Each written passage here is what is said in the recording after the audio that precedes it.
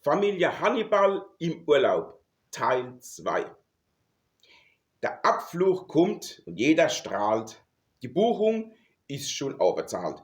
Am nächsten Morgen, 6:10 Uhr, da soll's auf Mallorca gehen. Der Vater sitzt und rechnet schon. Zum Flugplatz ist eine knappe Stunde. Eine Stunde soll man vorher schon kommen. Eine Stunde noch für den Stau genommen. Eine weitere Stunde für die Toleranz. Das sind jetzt 4 Stunden so im Ganzen. Am 6. soll das Flugzeug gehen. Ach Gott, um 1 Uhr nachts heißt's aufzustehen. Man steht am Flugplatz, kurz vor 3 und checkt ab 5:30 ein.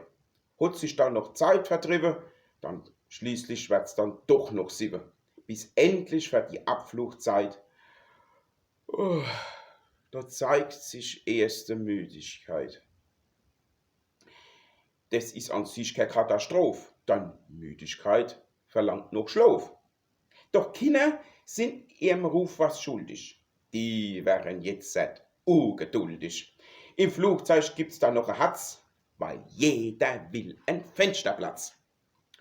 Doch dort drauf bietet die Mutter Ruhe und sagt, ist egal, die Fenster bleiben zu.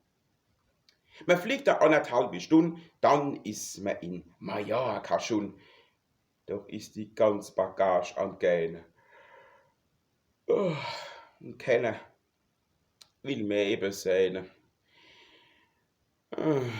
Und keiner will mehr Koffer schleppen. Durch lange Gänge und über Treppen. Und weil sich halt niemand gern mehr schindt und weil man auch kein Kerschel findet, heißt's unter allgemeinem Fluche, der Bus wird zum Hotel zu suchen. Wobei der Vater voll Verdruss alle Koffer schleppen muss.